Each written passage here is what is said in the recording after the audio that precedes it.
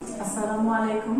আমি হালিমা আক্তার সুরভি, প্রভাষক বাংলা, গাজীপুর খান সরকারি school and college, Titas, Comilla. সবাইকে অনলাইন স্কুলে স্বাগত জানাচ্ছি। কেমন আছো শিক্ষার্থী বন্ধুরা তোমরা? হ্যাঁ, দেখো আজকে বৈশ্বিক যে দুর্যোগ করোনা ভাইরাসের জন্য আমরা সবাই আসলে অতটা ভালো নেই। আমরা তো সামাজিক জীব, তাই না? সবাই সবার সুখে দুঃখে বিপদে আপদে একসাথে থাকবো, সবাই সবার কাছে আসবো, এটাই তো আমাদের সবার মূল মন্ত্র ছিল। কিন্তু আজকে দেখো এই পরিবর্তন পৃথিবীতে করোনা ভাইরাসের জন্য আজকে আমরাই বলতে বাধ্য হচ্ছি সামাজিক দূরত্ব মেনে চলুন, সুস্থ থাকুন। এবং আমরা আজকে অনলাইন ক্লাসে, তোমরা ক্লাসের বাইরে। তো আমাদের এই অনলাইন ক্লাস তখনই সার্থক হবে যখন তোমরা এই ক্লাসগুলো মনোযোগ দিয়ে শুনবে এবং ক্লাসগুলো তোমরা বাড়িতে সেটা দেখবে। তো আমি গত ক্লাসে তোমাদের বাংলা সেকেন্ড পেপারের উপর একটা ক্লাস নিয়েছিলাম, বাক্যের উপর একটা ক্লাস নিয়েছিলাম। আজকে আমি একাদশ ও দ্বাদশ শ্রেণীর বাংলা ফার্স্ট পেপারের একটা ক্লাস নিব। তার আগে তোমরা একটা অডিও শুনো। মহাবিদ্রোহীর অনুক্লান্ত আমি সেই দিন হব শান্ত, যবে উৎপীড়িতের ক্রন্দন রোল আকাশে বাতাসে ধ্বনিবে না, অত্যাচারীর খড়গ কৃপান ভীম রণভূমে রণিবে না, বিদ্রোহীর কি শিক্ষার্থী বন্ধুরা কি শুনলে? একটা কবিতা কিছু অংশ বলতে পারবে কবিতাটা কার লেখা? হ্যাঁ, এই কবিতাটা হচ্ছে আমাদের বিদ্রোহী কবি, আমাদের জাতীয় কবি কাজী নজরুল ইসলামের তার বিখ্যাত বিদ্রোহী কবিতার কিছু অংশ। তো আমি আজকে বুঝতে পেরেছ, আজকে আমরা নজরুল সম্পর্কে জানব। তারপরে আমরা কি পড়বো সেটা আমি তোমাদেরকে পরে বলছি। কাজী নজরুল ইসলাম বাংলা সাহিত্যে যার ধূমকেতুর আবির্ভাব হয়ে বাংলা সাহিত্যে যে আবির্ভাব করেছিলেন। কাজী নজরুল ইসলামের জন্ম হচ্ছে পশ্চিমবঙ্গের বর্ধমান জেলায় আসানসোল মহকুমায় চুরুলিয়া গ্রামে 1899 খ্রিস্টাব্দে 25শে মে। তার বাবার নাম হচ্ছে ফকির আহমেদ, মা হচ্ছে জায়দা খাতুন। মাত্র 9 বছর বয়সে তিনি তার বাবাকে হারান এবং তার বাবা ছিলেন মসজিদের ইমাম। পরিবারের ভরণ পোষণের জন্য তাকে ঠিক ওই সময় মুয়াজ্জিনের কাজ করতে হয়েছিল। মসজিদের যে আজান দেয় সেই কাজটা আমাদের এই কাজী নজরুল ইসলাম করেছিলেন, যাকে আমরা আমাদের বাংলা সাহিত্যের তার একটা ছোট নাম আছে, তোমরা জানো, দুঃখু মিয়া। তোমরা তো সবাই নজরুল সম্পর্কে অনেক আগেই জেনেছো, তাই না? যেহেতু উনি আমাদের জাতীয় কবি, বিদ্রোহী কবি। তো কেন আমরা তাকে বিদ্রোহী কবি বলি? তিনি কি শুধু মারামারি করতেন, কাটাকাটি করতেন? আসলে কি তাই? বিদ্রোহটা আসলে কি নিয়ে করতেন তিনি? যেখানে অন্যায়, অসুন্দর, অনিয়ম দেখতেন সেখানে আমাদের এই বিদ্রোহী কবির কলম উঠে যেত। সেখানে তিনি কলম ধরতেন এবং অসুন্দর অন্যায়ের বিরুদ্ধে তিনি সবসময় কথা বলতেন। আর সেজন্য আমরা তাকে নাম দিয়েছি বিদ্রোহী কবি। বাংলা সাহিত্যের এই এই বিদ্রোহী ভাবনাটা তার মতো করে কেউ কোনো সাহিত্যে তুলে ধরতে পারেনি। বিদ্রোহী কবির পাশাপাশি যদি নজরুলকে আমরা সাম্যের কবি বলি, মানবতার কবি বলি, প্রেমের কবি বলি, তারুণ্যের কবি বলি, বিরহের কবি বলি, বলো ভুল হবে? ভুল হবে না। দেখো নজরুল তার প্রেমেও বিরহ দেখিয়েছেন। তোমরা হয়তো শুনে থাকবে নজরুলের সেই বিখ্যাত গানটা, তুমি সুন্দর তাই চেয়ে থাকি প্রিয়, সে কি মোর অপরাধ। ওই গানেও দেখো কেমন প্রতিবাদী একটা কণ্ঠস্বর, যে তুমি সুন্দর তাই আমি চেয়ে থাকি, সেটা কি আমার অপরাধ? ঠিক একই অনুভূতি দেখো আমাদের বিশ্বকবি রবি ঠাকুর বলেছেন, আমারও পরানো যাহা চাই তুমি তাই গো। কি আমাদের সবার প্রাণের কথাই তো, তাই না? একই বক্তব্য রবীন্দ্রনাথ কিভাবে বলেছেন কত সফট সুরে, যে আমারও পরানো যাহা চাই তুমি তাই গো। আর নজরুল বলেছেন, তুমি সুন্দর তাই চেয়ে থাকি প্রিয়, সে কি মোর অপরাধ। তাহলে কি আমরা নজরুলকে কিভাবে বলবো? শুধু বিদ্রোহী কবি বলবো? সাম্যের কবি। নজরুল সবার কথা বলেছেন। তার কবিতায় তিনি হিন্দু, মুসলমান, বৌদ্ধ, খ্রিস্টান সবাইকে তিনি সমান অধিকার দিয়েছেন। তিনি অসাম্প্রদায়িক কবি ছিলেন। তার কবিতায় তিনি বলেছেন, মিথ্যা শুনিনি বাই, এই হৃদয়ের চাইতে কোনো বড় মন্দির বা কাবা নাই। তিনি অসাম্প্রদায়িক কবি ছিলেন। তার মতো করে মানুষের যে কোনো ভেদাভেদ থাকবে না, ধর্মের ভেদাভেদ থাকবে না, অন্য কোনো কবি তাদের সাহিত্যে সেভাবে উপস্থাপন করতে পারেননি। হ্যাঁ, নজরুলকে আমরা তারুণ্যের কবি বলতে পারি, যৌবনের কবি বলতে পারি। তারুণ্য যৌবনের প্রতীক হচ্ছে আমাদের এই কাজী নজরুল ইসলাম, বিরহের কবি কাজী নজরুল ইসলাম। সে তার গানে বলেছেন, অন্ধকারে এসেছিলাম, থাকতে আধার যায় চলে, ক্ষণিক ভালোবেসেছিলাম, বেসেছিলে চিরদিনের নাই বলে। এই যে বিরহের সুর, এটাও আমরা নজরুলের রচনায় দেখতে পাই। নজরুল ছিলেন রোমান্টিক কল্পনার কবি। নজরুল তার প্রিয়াকে কিভাবে সাজাতেন, যে মোর প্রিয়া হবে এসো রানী, দেখো খোপায় তার রাখবো। তাহলে কি নজরুলকে শুধু আমরা বিদ্রোহী কবি হিসাবে সীমাবদ্ধ রাখবো? দেখো তো, বাংলা সাহিত্যের সব রসই তো আমরা তার রচনা দেখতে পাচ্ছি। নজরুলের প্রথম রচনা হচ্ছে বাউন্ডারির আত্মকাহিনী। তার উল্লেখযোগ্য কাব্যগ্রন্থগুলোর মধ্যে সঞ্চিতা, সর্বহারা, সন্ধ্যা, ছায়ানট, বিষের বাসী, অগ্নিবীণা, দোলন চাপা। আর অগ্নিবীণা কাব্যের যে উল্লেখযোগ্য যে কবিতাটা বিদ্রোহী কবিতা, এই বিদ্রোহী কবিতার মধ্যে কাজী নজরুল রাতারাতি সবার মাঝে পরিচিতি লাভ করেন এবং তার এই বিদ্রোহী কবিতার মধ্যে বাংলা সাহিত্যের যে বিদ্রোহের মধ্যে যে একটা শৈল্পিকতা আনা যায় সেটা তিনি ফুটিয়ে তুলেছিলেন এবং এর মধ্যে সে আজীবন বিদ্রোহী কবি হিসাবে সবার মাঝে পরিচিতি লাভ করে মূলত। এবং তার যে বিদ্রোহ ছিল অন্যায়, অনিয়ম, আমি আবারও বলছি, দেখো তাকে আমরা বারবার বিদ্রোহী কবি বলছি, কিন্তু তার বিদ্রোহটা কিসের বিরুদ্ধে ছিল? অন্যায়, অনিয়ম, অসুন্দর যেখানেই দেখেছেন তার বিরুদ্ধে তিনি কলম তুলে নিয়েছেন এবং কলমের অস্ত্র দিয়ে তিনি কলমকে অস্ত্র হিসাবে ব্যবহার করেছেন। তার উপন্যাসগুলো হচ্ছে কোহিলিকা, মৃত্যুক্ষুধা, বাদনহারা। আর গল্পগুলোর মধ্যে উল্লেখযোগ্য হচ্ছে শিউলিমালা, রিক্তের বেদন, ব্যথার দান।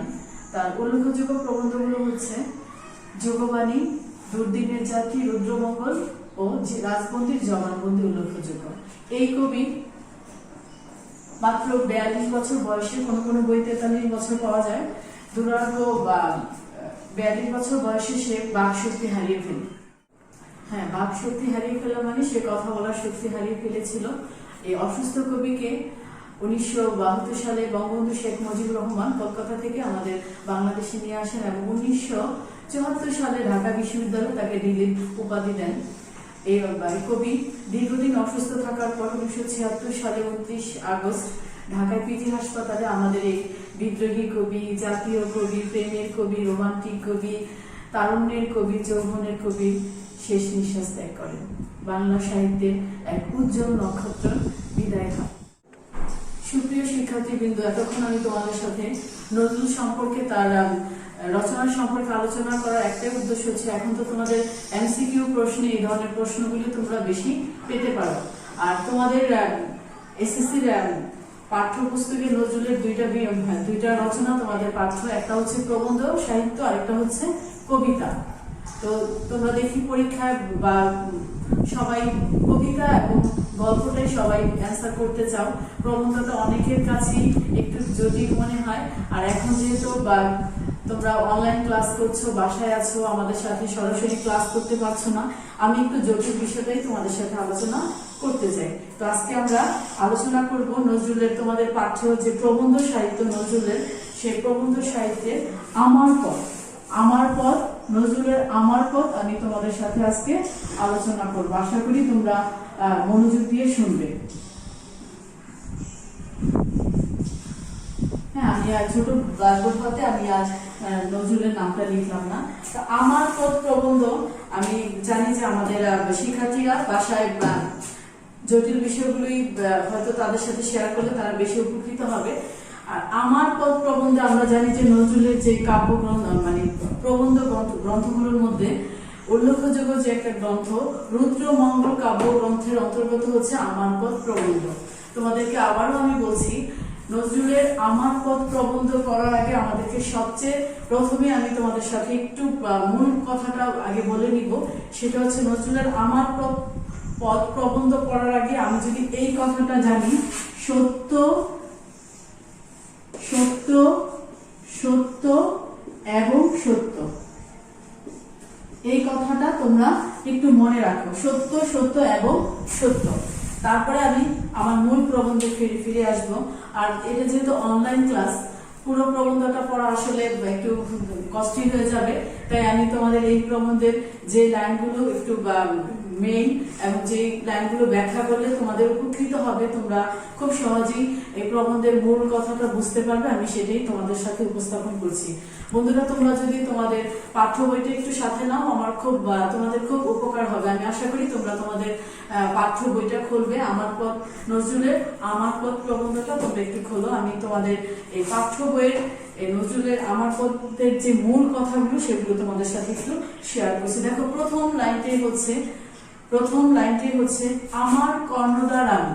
কর্ণধার আমি মানে কি? আমার মালিক আমি, আমাকে পথ দেখাবে আমার সত্য। দেখো তো, প্রত্যেকেই কিন্তু আমার বাস্তবিক অর্থে প্রত্যেকেই কিন্তু আমার মালিক আমি। আমার ভালো মন্দ, সাফল্য ব্যর্থতা সব কিন্তু আমাকেই দেখতে হবে, আর আমাকে পথ দেখাবে আমার সত্য। এটা প্রবন্ধ সাহিত্যে প্রাবন্ধিক একটা শিরোনাম নিয়ে লেখা শুরু করেন। ওই শিরোনামটাকে এস্টাবলিশ করার জন্য সে বিভিন্ন উপমা যুক্তি প্রদর্শন করেন, এবং এটাকেই বারবারকে বোঝানোর জন্য সে বিভিন্নভাবে তার লেখায় সে সেটাকে উপস্থাপন করেন। তো আমাদের আজকের এই আমার পথ প্রবন্ধে আমি প্রথমে আমরা দেখতে পেলাম যে লেখক কার কথা বলেছেন, আমার মালিক আমি এবং আমাকে পথ দেখাবে আমার সত্য। লেখকের কথা হচ্ছে যে সত্য আমাদের সাথে যদি, দেখো, শুধুমাত্র সত্যকে যদি সাথে নিয়ে থাকি আমরা, আর বাকি সবগুলোকে যদি আমরা ত্যাগ করি, আমরা অবশ্যই সাফল্য অর্জন করব, কারণ সত্যই আমাদেরকে সব পথ দেখিয়ে দিবেন। বুঝতে পেরেছ? তারপর দেখো, এখানে আরেকটা লাইন হচ্ছে, মানে যার সাথে সত্য থাকবে, রাজবয় লোকবয় কোনো ভয়ই তার সেই পথের কোনো বাধা হতে পারবে না। তো নিজেকে চিনলে মানুষের মনে আপনা আপনি এত বড় একটা জোর আসে যে সে সত্য ছাড়া তখন আর কাউকে কুর্নিশ করে না। কুর্নিশ মানে কি? কারো কাছে মাথা নত করে না বা সম্মান দেখায় না। তো এই কয়টা লাইনে আমরা দেখো সত্য সত্য এবং শুধু সত্যকেই দেখতে পাচ্ছি। তাহলে আমরা মোটামুটি বুঝতে পারছি যে আমাদের এই উপন্যাসের মূল প্রতিপাদ্য কথাই হচ্ছে সত্য, এবং সত্যকে নিয়ে যেন আমরা নিজেদের জীবনটা কি করে গড়ে তুলি।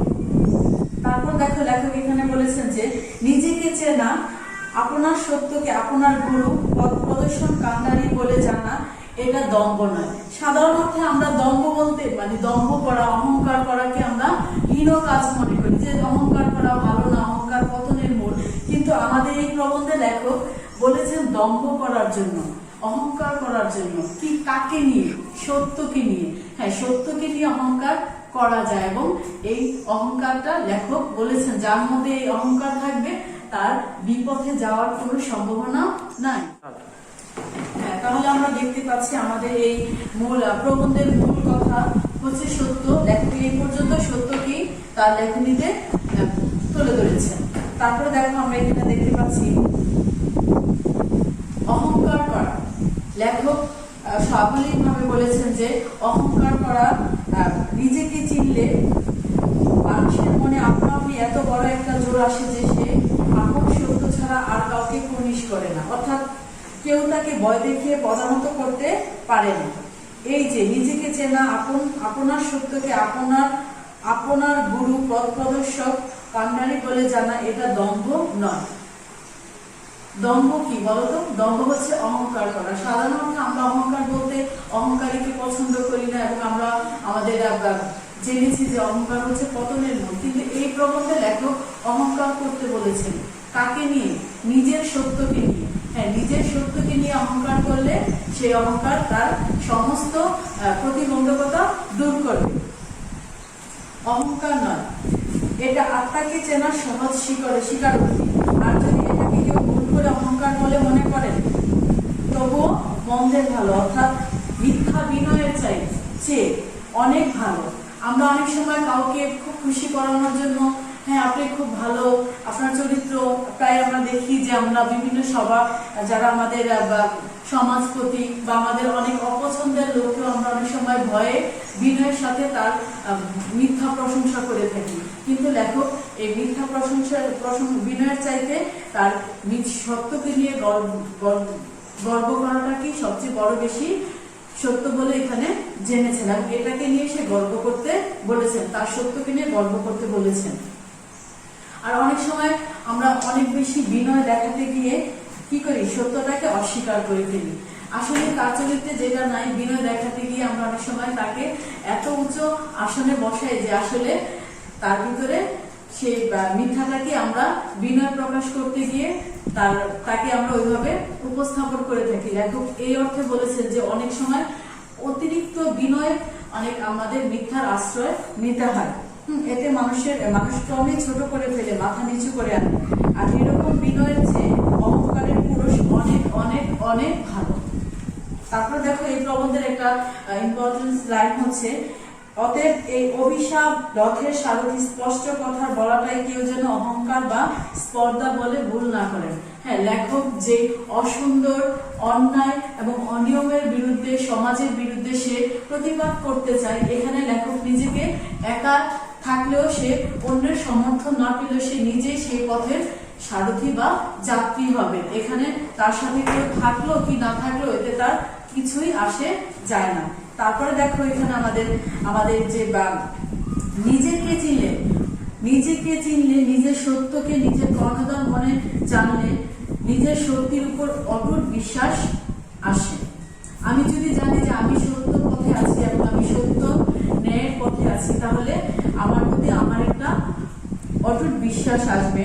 এই স্বাবলম্বন, এই নিজের উপর অটুট বিশ্বাস করাতে শিখিয়েছেন মহাত্মা গান্ধী। তোমাদের অনেক সময় তোমাদের সিকিউ প্রশ্নে এই প্রশ্নটা এসে থাকে, মহাত্মা গান্ধী নিজের উপর অটুট বিশ্বাস রাখার কথা বলেছেন। হ্যাঁ, তো কিন্তু আমরা তার কথা বুঝলাম না। আমরা তার কথা বুঝলাম না, আছি এই কথাটা না বলে সবাই বলতে লাগলাম গান্ধীজি আছেন। আসলে অন্যের উপর অবলম্বন করে কেউ কখনো কাঙ্ক্ষিত সাফল্য অর্জন করতে পারে না। তো গান্ধীজি বলেছেন, গান্ধীজি হচ্ছে ভারতবর্ষের নেতার নেতৃত্ব তখনই সাফল্যমণ্ডিত হবে যখন তার পেছনের কর্মীরা অনেক সক্রিয় থাকে এবং তাদের কর্তব্য পালনে সদা জাগ্রত থাকে। সবাই যদি অন্যের উপরে নির্ভর করি তাহলে কিন্তু কখনই দেশ স্বাবলম্বী বা সামনের দিকে এগোতে পারবে না। তাহলে ভারতবর্ষে আমাদের এতদিন যদি অন্যের উপর নির্ভর করি আমরা আমাদের কাঙ্ক্ষিত সাফল্যে পৌঁছতে পারতাম, তাহলে ভারতবর্ষে এতদিন পরাধীন থাকতে হতো না। গান্ধীজি তাই বুঝিয়েছেন, অথচ আমরা বুঝলাম যে তিনি আছেন। শুধু একা নেতার উপরে কিন্তু দেশকে সঠিক পথে বা সাফল্যের পথে নেওয়া কখনই সম্ভব না যদি তার পেছনের কর্মীরা সক্রিয় না থাকেন। এটাই গান্ধীজি বোঝাতে চেয়েছেন। অন্তরে যাদের এত গোলামীর ভাব, তারা বাইরে গোলামি থেকে রেহাই পাবে কি করে? গোলামি, মাথা উঁচু করে দাঁড়ানোর সামর্থ্য যাদের নেই, অন্যের গোলামি করতেই যাদের স্বাচ্ছন্দ্য বোধ, তারা কখনোই মাথা তুলে দাঁড়াতে পারবে না। আসলে এখানে লেখক এই কথাটাই বোঝাতে চেয়েছেন। আত্মাকে চিনলে আত্মনির্ভরশীলতা আসে। প্রায় পরীক্ষায় তোমাদের এই প্রবন্ধ থেকে প্রশ্ন আসলে এই প্রশ্নটা আসে, আত্মাকে চিনলে আত্মনির্ভরশীলতা আসে। নিজেকে চিনলে নিজে কি করব, কি করতে পারবো, আমাকে দিয়ে কি সম্ভব সেটা আমরা বুঝতে পারি। এই আত্মনির্ভরশীলতা যেদিন সত্যি সত্যি আমাদের আসবে সেদিনই আমরা স্বাধীন হব, তার আগে কিছুতেই নয়। নিজে নিষ্ক্রিয় থেকে একজন মহাপুরুষকে মনে প্রাণে ভক্তি করলে যদি দেশ উদ্ধার হতো তাহলে আমাদের এই দেশ এতদিন পরাধীন থাকতো না। নিজে নিষ্ক্রিয় থেকে, কথাটার অর্থ বুঝেছো তোমরা কি বই দেখছো? নিজে নিষ্ক্রিয় থেকে, আমি কোনো কাজ করব না, আমার উপরে কর্তব্য অর্পিত দায়িত্বগুলো আমি সঠিকভাবে পালন করব না, আমি নিষ্ক্রিয় থেকে শুধু একজন নেতার উপরে যদি আমি ভরসা করি তাহলে কখনই আমাদের দেশের স্বাধীনতা লাভ করা সম্ভব থাকবে না, হতো না।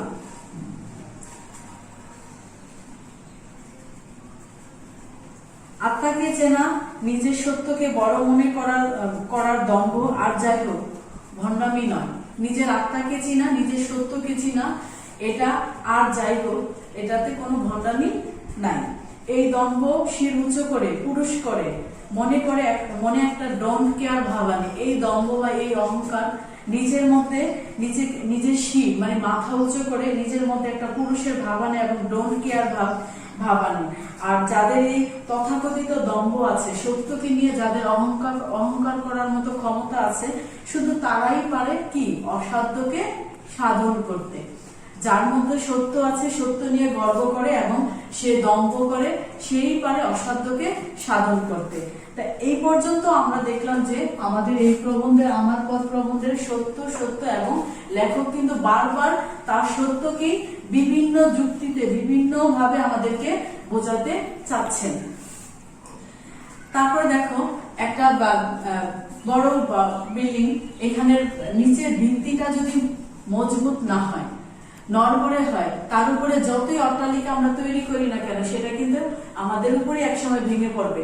সেই জন্য লেখক বলছে এই ধরনের অবস্থায় আমরা যেন আমাদের সমাজের যে পচা বা যেগুলো আমাদের সমাজের জন্য কল্যাণকর না, ক্ষতিকর, সেগুলোকে যেন আমরা কি করি, উপড়ে ফেলি, আমরা নতুন করে আবার আমাদের সমাজকে প্রতিষ্ঠিত করি।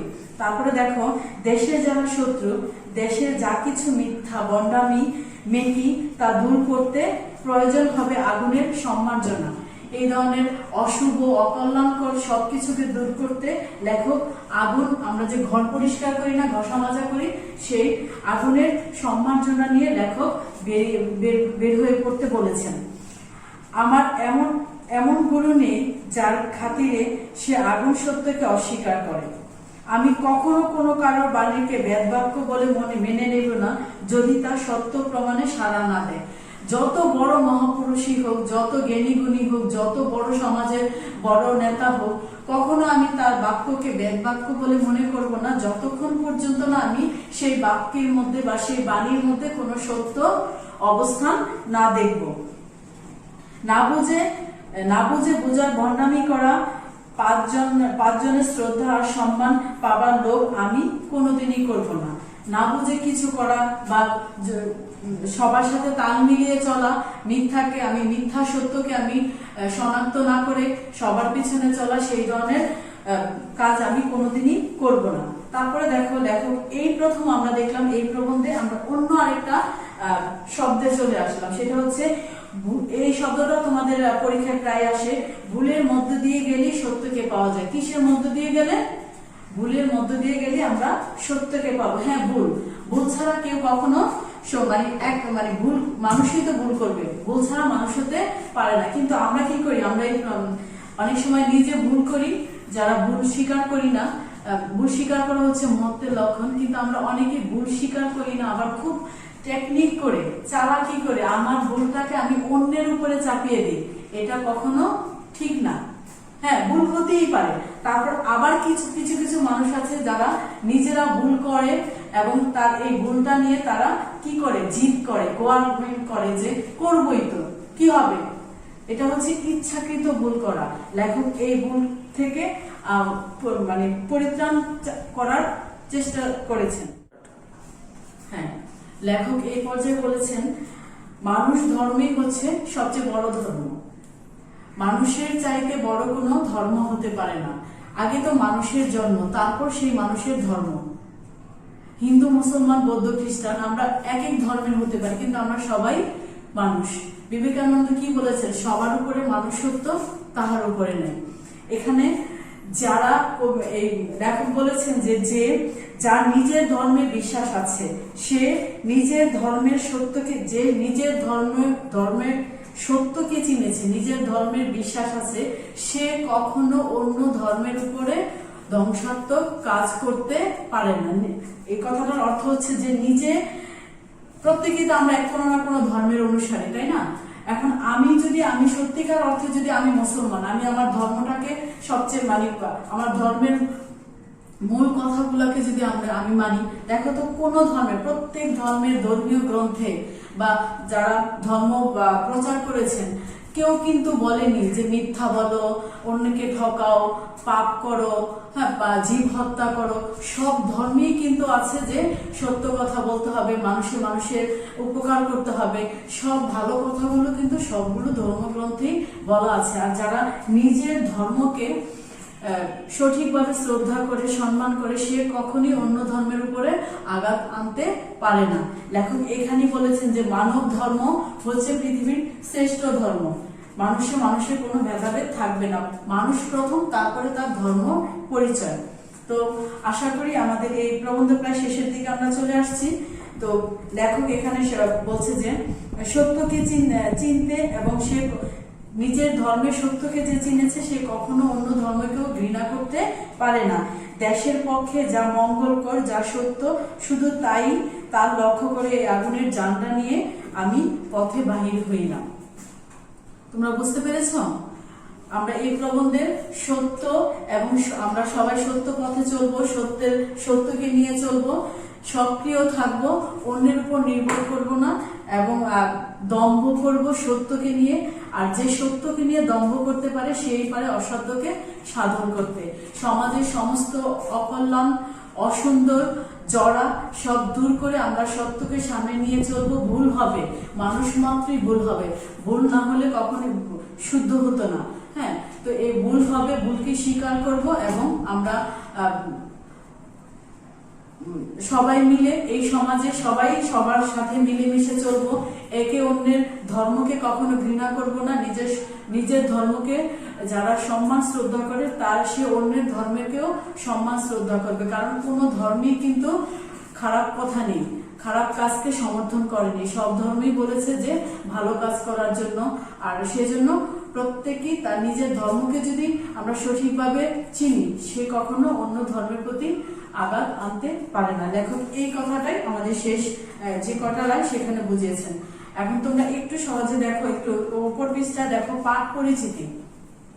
পাঠ পরিচিতিটা পড়লে তোমরা খুব সহজে আমরা এতক্ষণ যে আলোচনা করলাম আমি সেই আলোচনার মূল কথাটা বুঝতে পারবে। লেখক প্রথমেই বলেছিল আমি। হ্যাঁ, এই আমি ভাবনা হচ্ছে বিন্দু, ছোট। এই আমি ভাবনাকে লেখক সিন্ধুতে পরিণত করেছেন। বিন্দু থেকে সিন্ধু মানে অনেক বড়, সাগরের মতো। হ্যাঁ, রুদ্র তেজে মিথ্যা ভয়কে জয় করে সত্যের আলোকে নিজেকে চিনতে সাহায্য করে নজরুল এই আমি সত্তাকে আমরা পরিণত করেছেন। তার পথ নির্দেশক সত্য অভিনয়কে মেনে নিতে পারে, কিন্তু অন্যায়কে সহ্য করতে পারে না।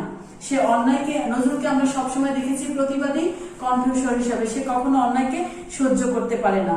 সমাজ ও সমকাল পর্যবেক্ষণের মধ্য দিয়ে প্রাবন্ধিক দেখিয়েছেন যে সুস্পষ্টভাবে নিজের বিশ্বাস আর সত্যকে প্রকাশ করতে না জানলে তৈরি হয় পরনির্ভরশীলতা, আহত হয় আমাদের ব্যক্তিত্ব। সত্য যখন আমাদের সাথে থাকবে না তখনই আমরা অন্যের উপরে নির্ভর হব এবং তখনই আমাদের ব্যক্তিত্বটাও থাকবে না। সত্যের দম্ভ যাদের মধ্যে আছে তাদের পক্ষে কেবল অসাধ্য সাধন করা সম্ভব। হ্যাঁ, তারপর দেখো আমরা যে ভুল করি, ভুলটা খুব আমরা স্বীকার করে নিলে কিন্তু আমাদের আর সমস্যা হয় না। এই ভুল ব্যক্তির হতে পারে, সমাজের হতে পারে, কিংবা হতে পারে কোনো বিশ্বাসের। তবে তা যাই হোক না, যেমনই হোক না কেন, এর থেকে বেরিয়ে আসা নজরুলের একান্ত প্রত্যাশা। তিনি জানেন যে এই বেরিয়ে আসা সম্ভব হলে মানুষের সঙ্গে মানুষের প্রাণের সম্মিলন ঘটানো সম্ভব হবে। মনুষ্যত্ববোধ জাগ্রত হতে পারলে ধর্মের সত্য উন্মোচিত হবে। এক ধর্মের সঙ্গে অপর ধর্মের বিরোধ মিটে যাবে। সম্ভব হবে গোটা মানব সমাজের ঐক্যবদ্ধ করা। আর এই ঐক্যের মূল শক্তি হলো সম্প্রীতি। এই সম্প্রীতির বন্ধন শক্তিশালী হলে মানুষের মধ্যে সহনশীলতা বাড়ে, ভিন্ন ধর্মমত পথে মানুষের প্রতি শ্রদ্ধাবোধ বাড়ে। আর এই সম্প্রীতির মধ্য দিয়ে উৎকৃষ্ট মানব সমাজ গড়ে তোলা যায়। আমাদের লেখক কাজী নজরুল ইসলাম এই প্রবন্ধে মূলত সত্যকে অবলম্বন করে আমরা যেন একটা উৎকৃষ্ট মানব সমাজ তৈরি করতে পারি, এটাই তার স্বপ্ন ও কল্পনা। আর এই পথ, সত্যের পথ দিয়ে আমরা সেটা অর্জন করতে পারবো। তাই আমাদের এই প্রবন্ধের নামকরণ হয়েছে আমার পথ। আশা করি শিক্ষার্থী বন্ধুরা অনেকক্ষণ আমার সাথে ছিলে, তোমাদেরকে ধন্যবাদ। তো আমি শেষ পর্যায়ে চলে আসছি। তো এই বর্তমান অবস্থায় তোমরা নিশ্চয়ই বাইরে যাচ্ছ না খেলাধুলা করার জন্য।